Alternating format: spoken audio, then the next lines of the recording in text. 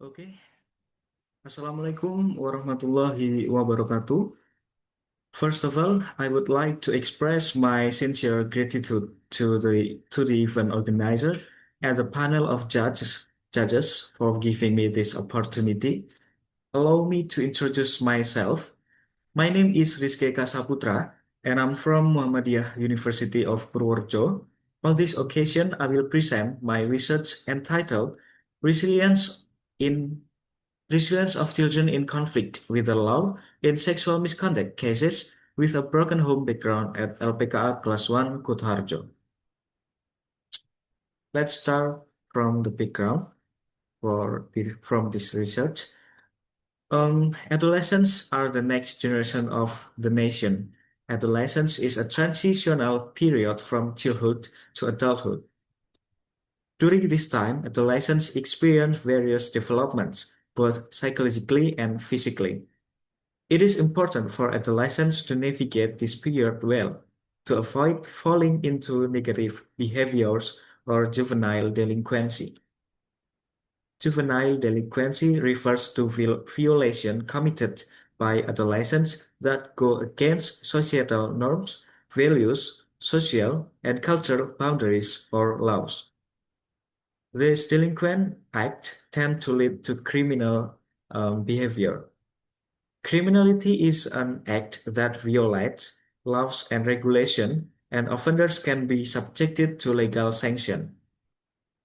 Adolescents involved in criminal acts are held accountable by being placed in special child development institution in Indonesian called Lembaga Pembinaan Khusus Anak (LPKA) and classified as children in conflict with the law in Indonesian called Anak Berhadapan Hukum (ABH).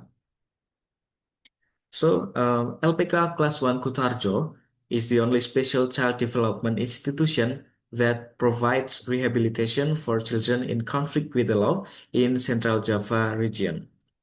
According to the registration data in 2025, there are 115 children in conflict with the law, with the most dominant cases being sexual misconduct.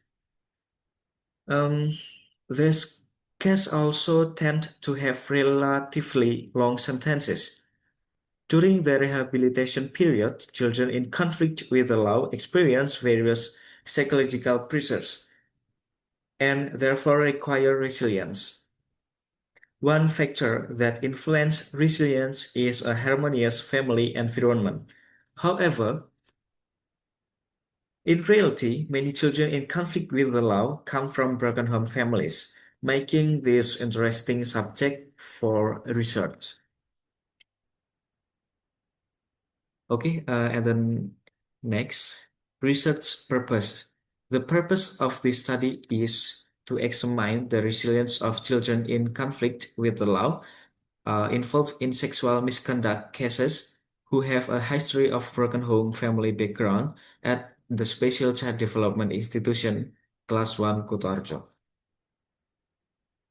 In this study, the researchers adopt the theoretical framework proposed by Refik and Sage, who defined resilience as an individual's capacity to effectively confront, manage, and adapt to adverse situation or challenge. This theory outlines 7 core components of resilience.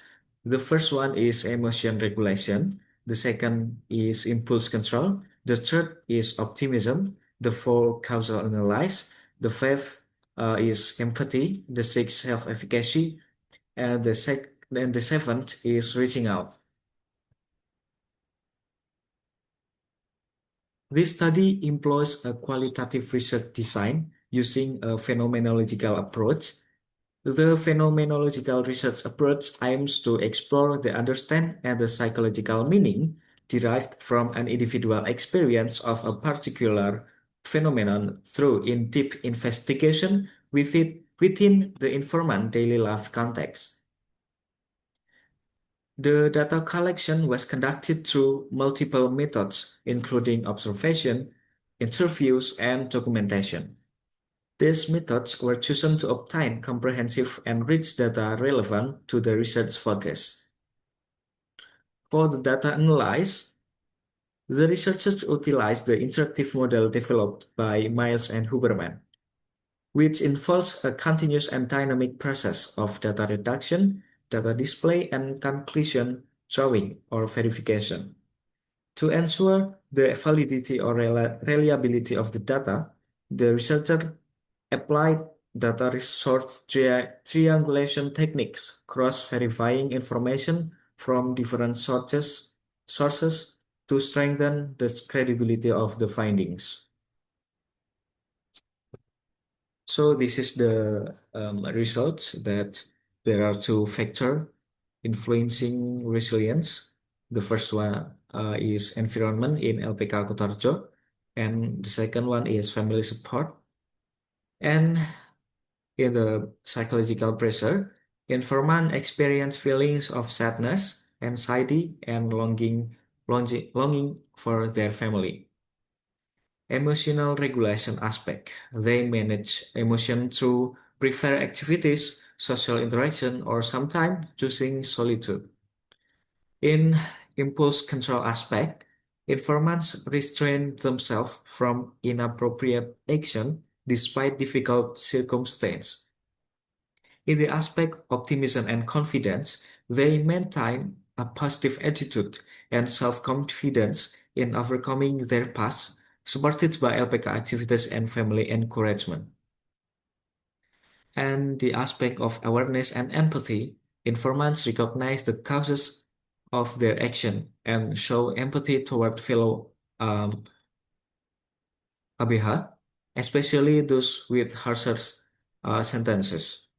But in self-efficacy, some informants still express doubt about their future and aspiration, indicating that self-efficacy requires further strengthening.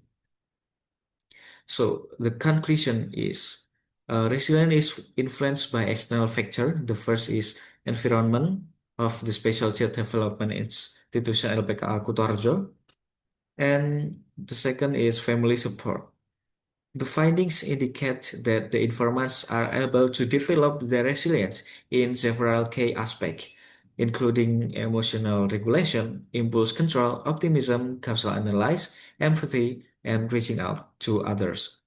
However, in the aspect of self-efficacy, there remains a need for further strengthening to enhance resilience.